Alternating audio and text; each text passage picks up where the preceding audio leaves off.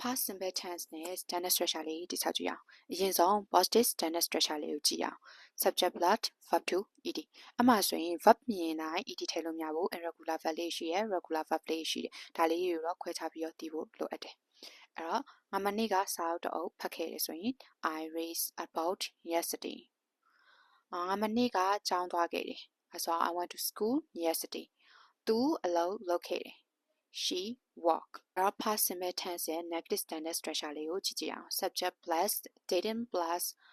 verb 1 be found ဒီမှာဆိုရင် past simple tense လို့ပြောတာ verb က verb 2မဖြစ်ရဘူး didn't plus verb 1 be found ပဲဖြစ်ရမယ်အဲ့တော့ standard လေးတိဆောက်ကြည့်အောင်ငါမနေ့ကကျောင်းမသွားခဲ့ဘူး I didn't go to school yesterday ငါမနေ့ကစာအုပ်တစ်အုပ်မဖတ်ခဲ့ဘူးအဲ့ဆို I didn't read about yesterday past simple tense ရဲ့ question form လေးကိုတွားရအောင် this plus subject plus verb 1 be found verb ဒီအကောင်လုံးက verb 1 be found ပဲဖြစ်ရမယ်verb 2 ed မဟုတ်ဘူးမင်းမနေ့ကစာအုပ်တစ်အုပ်ဖတ်ခဲ့လား